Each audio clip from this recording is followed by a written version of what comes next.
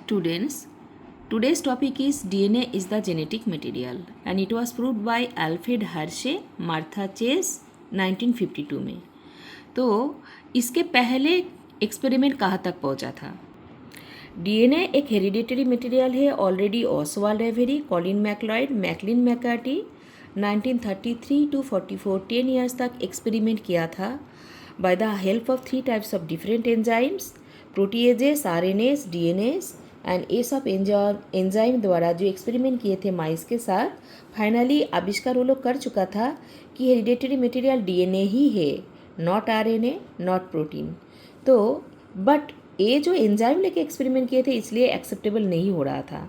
तो इसके लिए फिर से एक्सपेरिमेंट करके कौन दिखाया? Finally experiment Alfred Hershey and Martha Chase एक मजबूत प्रूफ के साथ बना के दिखाया 1952 में। एंड क्या क्या लिया था ये दो साइंटिस्ट? सबसे पहले लिया फाज वायरस या बैक्टीरियोफेज। बैक्टीरियोफेज नाम क्यों दिया? देखो, फाज वायरस है वो, अरे फाज वायरस का डायग्राम है। ये बैक्टीरिया को इन्फेक्शन करता है। इकोली बैक्टीरिया बा अनदर बैक्टीरिया अगर इसके आसपास रहेगा उसको इन्फेक्शन करते हैं, बा इन्वेट करते हैं, बा ईट करते हैं। तो क्योंकि वो बैक्टीरिया को ईटर है तो that's why it's another name is bacteriophage. इस बैक्टीरियोफेज नाम है क्योंकि फेज का मतलब है ईटर और बैक्टीरिया मतलब किसका ईटर? बैक्टीरिया का ईटर। और क्या लिए थे? इकोली बैक्टीरिया है ना, एक भाज virus, E. coli bacteria and 2 radio isotope लिया था। एक isotope 35S, another 32P। And ये दोनों आइसोटोप लेने का कारण ही था क्योंकि ये 2 आइसोटोप इल्यूमिनेशन करते हैं या इनकॉर्पोरेट करते हैं या चमकता है, हम कह सकते हैं। मतलब जो जगह पे हम चमकाना चाहते हैं वो जगह पे ये चमक जाएगा। अब कौन कौन जगह पे चमकेगा पहले ये समझते हैं। देखो, 35S जो रेडियो आइसोटोप है, S for sulphur and S for the part of the protein. तो 35S नेचुरली किसको इनकॉर्पोरेट करेगा? प्रोटीन पार्ट को। अब प्रोटीन पार्ट कहाँ पर है? Look at this diagram. This is the bacteriophage diagram यानी फाज virus diagram.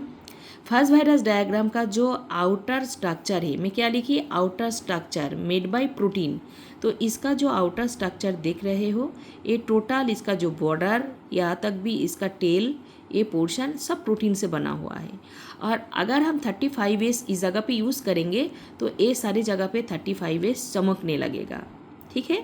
Now 32P, P for phosphate and phosphate molecule in DNA another part. हम लोग जानते हैं डीएनए में फॉस्फेट मॉलिक्यूल रहते हैं।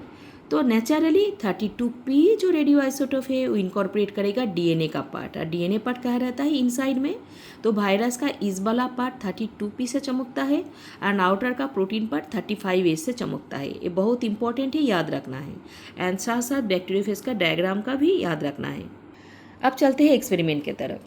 2 बैच में एक्सपेरिमेंट किए थे 2 साइंटिस्ट। पहला वाला था बैच नंबर 1। बैच नंबर 1 में क्या क्या लिए थे? Conical flasks. ये पहला मतलब 1 2 3 4 करके हम लोगों को समझना है कैसे वो एक्सपेरिमेंट आगे बढ़ाया। सबसे पहले एक कॉनिकल फ्लैक्स, इसके अंदर वायरस ले लिए जो फाज वायरस, एंड इसके साथ साथ हम 35S इसका सॉल्यूशन डाल दिए। और क्यों डाले? क्योंकि मैं चाहती हूँ 35S वायरस का प्रोटीन पार्ट को इनकॉर्पोरेट कर दे। तो 35S इनकॉर्पोरेट वायरस को कर चुका है, वो वाला सॉल्यूशन में डाल दी और एक कंटेनर में। और नेक्स्ट जो कंटेनर में हम डाले, ऑलरेडी वो कंटेनर में इकोली बैक्टीरिया रखा हुआ था। तो इकोली बैक्टीरिया के अंदर में इन्वेट करने के लिए या इन्फेक्शन करने के लिए हम क्या डाल दिए? ये वायरस का सॉल्यूशन ही इधर डाल दिए। ठीक है। तो वायरस को हम ये डालने के बाद कुछ टाइम तक वेट करेंगे तब तक ताकि ये इन्फेक्शन कर ले, इसका इन्वेट कर ले या ईट कर ले। मतलब हम चाहते कुछ तो ट्रांसफ़र होके दिखाए कि क्या ट्रांसफ़र हो रहे हैं। अब इसके बाद जो सॉल्यूशन हमको मिला उसको हम क्या किए? ब्लेंडर से ग्राइंडिंग किए हैं एक कंटेनर में। मतलब सीधी बात है, मिक्सी में मिक्सर किए। इसके बाद क्या करना है? इसके बाद मैं सेंट्रीफ्यूजेशन करूँगी। अब सेंट्रीफ्यूजेशन में क्या ज़रूरत है? सेंट्रीफ्यूजेशन इसलिए करता है कि सेंट्रीफ्यूजेशन में हम लोग जानते हैं अलग अलग प्रोटीन पार्ट या डीएनए पार्ट सब अलग अलग हो जाता है ना। मतलब लाइट पार्ट या heavy part of the solution एक अलग सेपरेशन आ जाते हैं। तो चलो, सेंट्रीफ्यूजेशन के बाद में जब वेट की तो मुझे टेस्ट ट्यूब के अंदर इस तरह का सामान मिला। अंदर में जो नीचे है हेवी थिक पोर्शन जो मिला उसको कहेंगे पैलेट, भूलना नहीं है। हेवी थिक पोर्शन पैलेट जो है वो बैक्टीरिया का पार्ट है और वो डीएनए का पार्ट है। एंड ऊपर में देख रहे हैं कि वो जो 35S था, 35S का जो कलर है वो कलर इस जगह पे चमक रहे हैं, ठीक है। तो 35S किसको चमकाया था? प्रोटीन पार्ट को चमकाया था। तो प्रोटीन पार्ट बैक्टीरिया के अंदर तब नहीं गया क्योंकि नीचे वाला पैलेट पार्ट है बैक्टीरिया का पार्ट। तो 35S, ध्यान से इस जगह पे सोचो कि हम लोग जानते हैं कि 35S प्रोटीन पार्ट को चमकाया था। किसका protein part? Protein part of bacteria phase का, वायरस का। तो वो प्रोटीन पार्ट वायरस का ऊपर में ही फ्लोट कर रहा है, जिसको हम लोग सुपरनेटेंट कहेंगे। इस what is supernatant, what is pellet, it is also important for you. तो सुपरनेटेंट मतलब लाइट पार्ट ऊपर में फ्लोट कर रहा है और वो 35S वाला चमकना वाला सब्सटेंसेस को लेके। नीचे जो पैलेट है, हेवी पार्ट जो बैक्टीरियल पार्ट है, इसका मतलब है कि यहाँ से प्रोटीन पार्ट इधर अंदर बैक्टीरिया के पास गया ही नहीं। बैक्टीरिया का अलग ही लेयर नीचे फ्लोट कर रहा है, नीचे रह रहा है सेडिमेंटेड होके, और ऊपर में फ्लोट कर रहा है वायरस का पार्ट। और वायरस का पार्ट ही में ही केवल 35S चमक रहा है। तो मुझे अंदाज़ा हो गया कि प्रोटीन पार्ट बैक्टीरिया के अंदर ट्रांसफ़र होके नहीं गया है। फिर से बताते हैं, प्रोटीन पार्ट बैक्टीरिया में ट्रांसफ़र होके नहीं गया है। एक्सपेरिमेंट से यही समझ में आ रहा है। नाउ बैच नंबर 2, देखो बैच नंबर 2 में क्या क्या लिया था। फिर से कॉनिकल फ्लैक्स, इस जगह पे हम क्या किए, 32P लिए, 32P एंड फज वायरस को लिए। तो फज वायरस एंड 32P अगर लेंगे तो कलर कहाँ पे जाएगा इनकॉर्पोरेट? अभी और आउटर में नहीं जाएगा क्योंकि 32P डीएनए को इनकॉर्पोरेट करते हैं। और डीएनए कहाँ पर रहते हैं? फज वायरस का इनसाइड वाले पोर्शन में। तो इनसाइड वाला पोर्शन चमक रहा है। मैं कैसे समझूंगी? बाद में समझूंगी। पहले हम इसको इन्फेक्शन करने के लिए फिर ये सॉल्यूशन इसमें डाल दिए। ये सॉल्यूशन इसमें डाला गया है जो कंटेनर में पहले से ई कोली बैक्टीरिया था। तो ई कोली बैक्टीरिया के अंदर जब हम इन्वेट करने के लिए व इन्फेक्शन करने के लिए डाल दिए, कुछ टाइम छोड़ देंगे।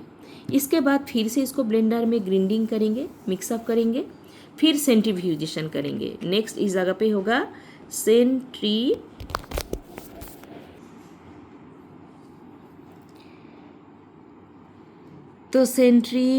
सेंट्रीफ्यूजेशन करना है। सेंट्रीफ्यूजेशन करने के बाद हम लोग देख रहे हैं कि थोड़े देर के बाद हम लोग देखो जो ट्रांसफ़र होना आ चुका है। चलो हम दिखाई देते हैं कि इधर का जो डीएनए का मटेरियल है ये ट्रांसफ़र होके डीएनए मटेरियल ई कोली बैक्टीरिया में आ चुका है। मैं कैसे समझूंगी? मुझे समझने के लिए आफ्टर द सेंट्रीफ्यूजेशन मुझे कुछ टाइम तक सेडिमेंट होने के लिए छोड़ना पड़ेगा टेस्ट ट्यूब को। टेस्ट ट्यूब को जब हम सेडिमेंटेड होने दिए तो पैलेट पोर्शन नीचे जो हेवी पोर्शन और हेवी पोर्शन बैक्टीरिया का पोर्शन है, हम पहले ही बताए। तो हेवी पोर्शन में हम लोग देख रहे हैं 32P का कलर आ चुका है और ऊपर में protein coat of virus float कर रहा है। और इस बार प्रोटीन कोट को इनकॉर्पोरेट करने के लिए हम कुछ नहीं लिए थे, हम लिए थे 32P। एंड 32P हम जानते हैं कि ये जो बैक्टीरिया फेज है इसका डीएनए मटेरियल में मतलब इनसाइड में रहते हैं। अब डीएनए का इनसाइड मटेरियल इस जगह से ट्रांसफ़र होके बैक्टीरिया के पास आया, तभी ना बैक्टीरिया का पैलेट, क्योंकि नीचे वाला पैलेट जो होगा वो बैक्टीरिया का ही मटेरियल होगा, थिक होगा, हेवी होगा। और थिक हेवी पैलेट वाला पोर्शन चमक रहा है। इसका मतलब चमकने वाला सब्सटेंसेस किसके पास था? चमकने वाला सब्सटेंसेस तो था वायरस के पास। तो वायरस का कौन जगह पे? ये डीएनए के जगह पे। और वो डीएनए सब्सटेंसेस फाइनली ट्रांसफ़र होके आया। तो इस तरह से प्रूव हो चुका कि प्रोटीन कोट ऊपर में फ्लोट कर रहा है बट रेडियो एक्टिव फाउंड जो बैक्टीरिया है पैलेट और नीचे वाला पोर्शन में है। तो ज़रूर इस जगह पे डीएनए ट्रांसफ़र होके बैक्टीरिया के पास गया।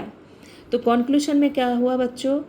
DNA entered in bacterial cell, protein did not enter. So DNA is a genetic material and transformed, so protein not inherited. Protein inherited नहीं होता है, डीएनए इनहेरिटेड होके आते हैं या ट्रांसफॉर्म्ड होता है। तो फाइनली ये एक्सपेरिमेंट में हम लोगों का ये पता चला कि DNA is the genetic material.